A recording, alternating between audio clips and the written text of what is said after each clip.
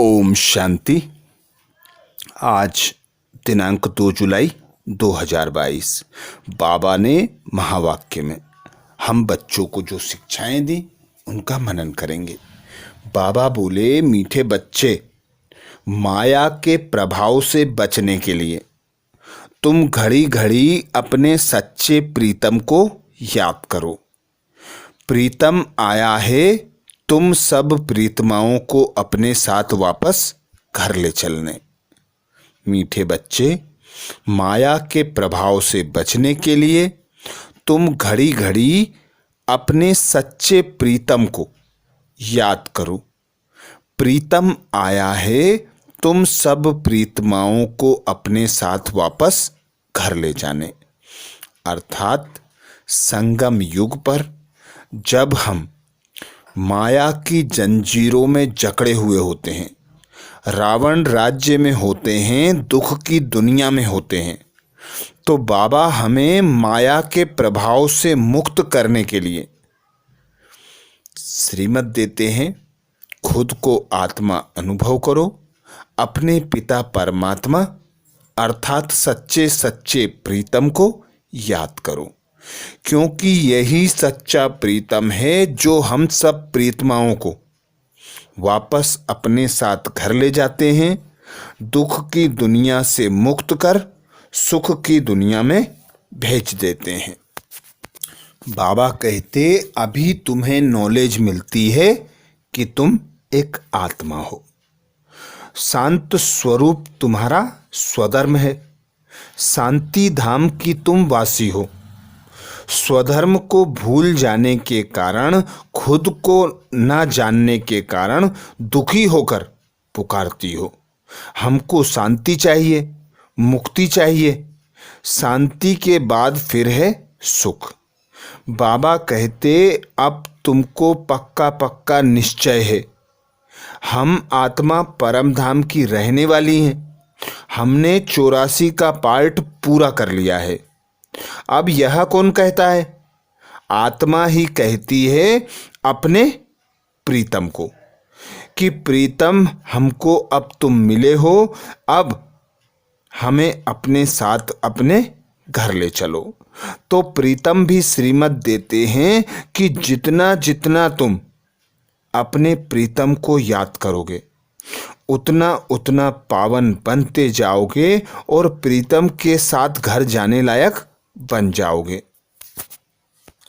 प्रश्न किया बाबा ने, कौन सा राज जानने के कारण तुम बच्चे शांति व सुख मांगते नहीं हो? कौन सा राज जानने के कारण तुम बच्चे शांति व सुख मांगते नहीं हो?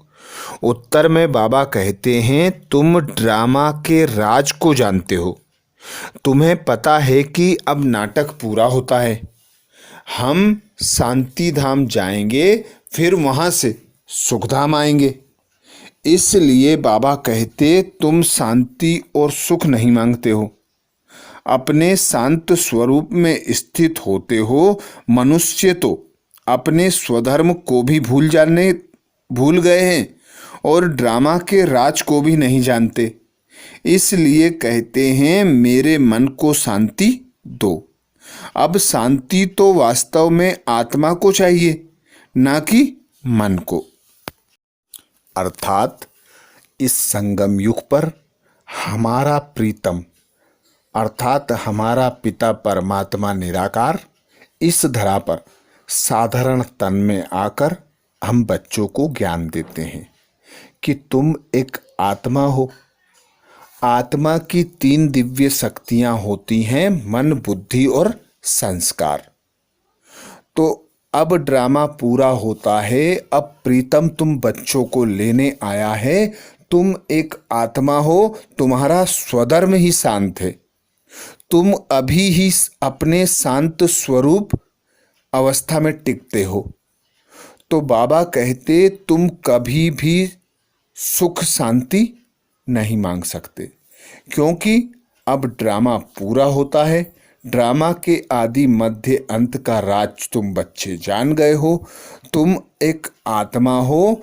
वे मनुष्य जो खुद को भी नहीं जानते कि हम आत्मा हैं, तो वे शांति के लिए भटकते रहते हैं और कहते हैं मन को शांति चाहिए, जबकि यह रॉन्ग है। आत्मा की दिव्य शक्तियाँ मन बुद्धि संस्कार है। आत्मा दुखी होती है, आत्मा ही शांति मांगती है। अब आत्मा इन आर्गन्स द्वारा विकर्मों पर जीत पा रही है।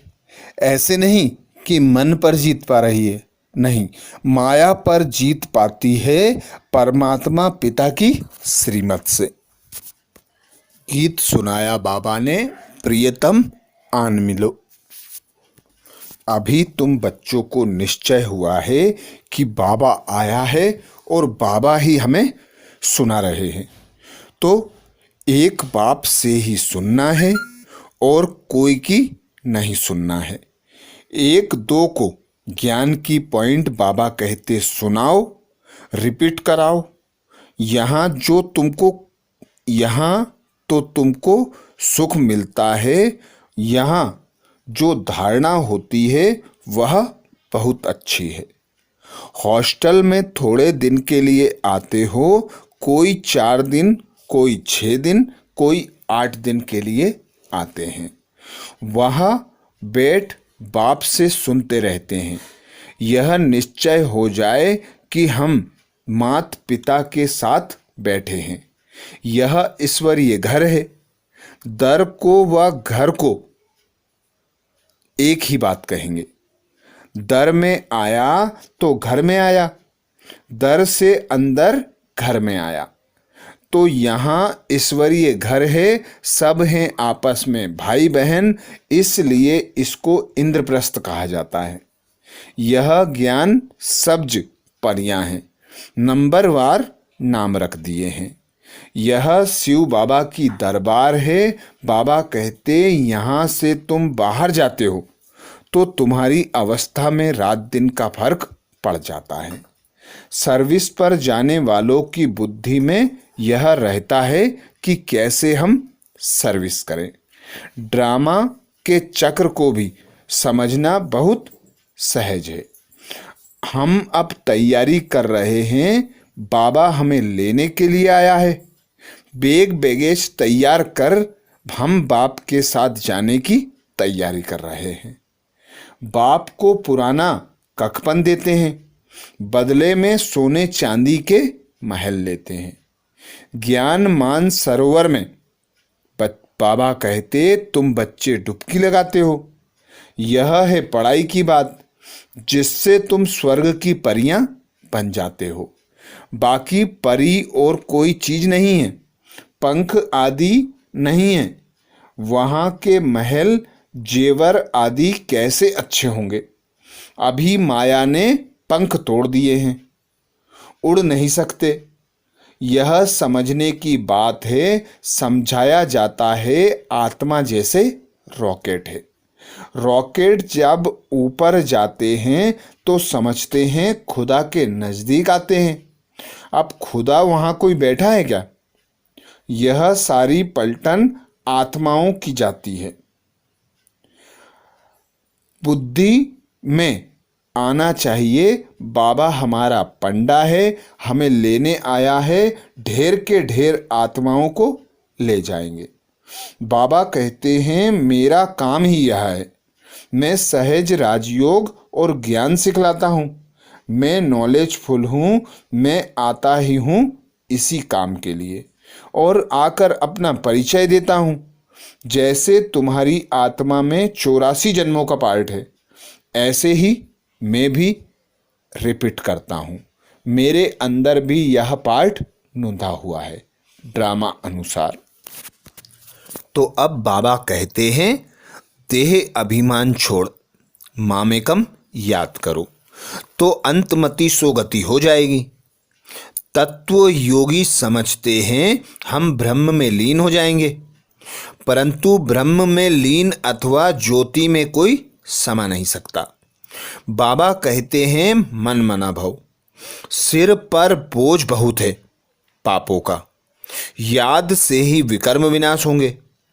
नहीं तो धर्मराज द्वारा बाबा कहते सजाएं बहुत खानी पड़ेंगी। हमको तो बस शिव बाबा को याद करना है। अगर बहुत समय से याद नहीं करेंगे तो पिछाड़ी में अवस्था नहीं बनेगी।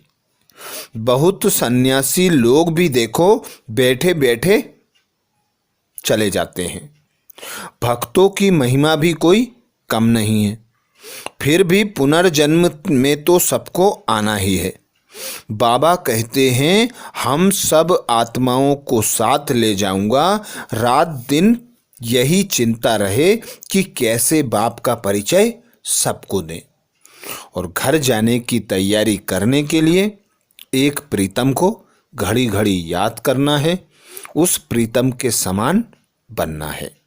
वरदान दिया बाबा ने। वरदान में बाबा कहते सदा सर्व प्राप्तियों की स्मृति द्वारा मांगने के संस्कारों से मुक्त रहने वाले, संपन्न व भरपूर भव। सदा सर्व प्राप्तियों की स्मृति द्वारा मांगने के संस्कारों से मुक्त रहने वाले, संपन्न व भरपूर भव। हम बच्चों को ब्राह्मण मर्जीवा जन्म प्राप्त होता है। स्वयं भाग्य विधाता भगवान हम बच्चों को एडॉप्ट कर ब्राह्मण बनाता है। ब्राह्मणों का गायन है अप्राप्त नहीं कोई वस्तु ब्राह्मणों के खजाने में। ब्राह्मण सदा संतुष्ट रहते हैं, इच्छा मात्रम अविद्या होकर रहते हैं, क्योंकि हर प्राप्ति एक पिता परमात्मा अर्थात स्वयं भगवान द्वारा होती है। सर्व संबंधों का रस एक भगवान द्वारा प्राप्त होता है। तो ही कहा जाता है अप्राप्त नहीं कोई वस्तु ब्राह्मणों के खजाने में, पाना था सो पा लिया, अब रहा क्या पाने को। तो बाबा कहते ऐसे मांगने के संस्कारों से मुक्त रहने वाले, संपन्न व भरपूर भव। तो जितना जितना हम खुद को दाता पिता की संतान मास्टर दाता अनुभव करते, उतना उतना हम स्वतः और सहज भरपूर बन जाते। क्योंकि हम आत्माएं अभी अपने चेहरे चाल चलन द्वारा भरपूरता की, संपन्नता की, संतुष्टता की प्रत्यक्षता कराते हैं। तो बाबा कहते हैं संपन्न बनो, भरपूर बनो। एक भरपूरता बाहर की होती है स्थूल वस्तुओं से, स्थूल साधनों से, लेकिन दूसरी भरपूरता होती है मन की। जो मन से भरपूर रहता है उसके पास स्थूल वस्तु व साधन नहीं भी हो, फिर भी मन भरपूर होने के कारण कभी अपने में कमी महसूस नहीं करते। वे सदा यही गीत गाते रहेंगे कि सब कुछ पा लिया। उनमें मांगने के संस्कार अंश मात्र भी नहीं होंगे। स्लोगन में बाबा कहते पवित्रता ऐसी अग्नि है जिसमें सभी बुराइयां जलकर भस्म हो जाती हैं।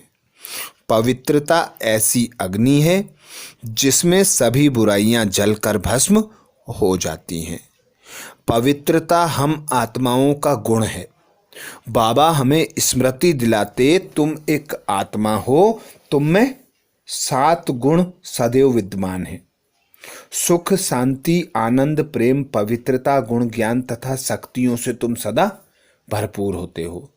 पर जो आत्मा संपूर्ण पवित्रता को अभी संगम युग पर धारण करती है, तो सारी बुराइयां, कमी, कमजोरियां, सारे विकार से आत्मा मुक्त हो जाती है। क्योंकि पवित्रता ऐसी अग्नि है कि पवित्रता के द्वारा ही सुख शांति की प्राप्ति होती है। पवित्रता द्वारा ही पूज्य बनते हैं। पवित्रता द्वारा ही पुण्य आत्मा महान आत्मा बनते हैं। तो पवित्रता की शक्ति ऐसी शक्ति है जो हर बुराई को जला देती है। तो ये थे बाबा के महावाक्य। अच्छा, ओम शांति।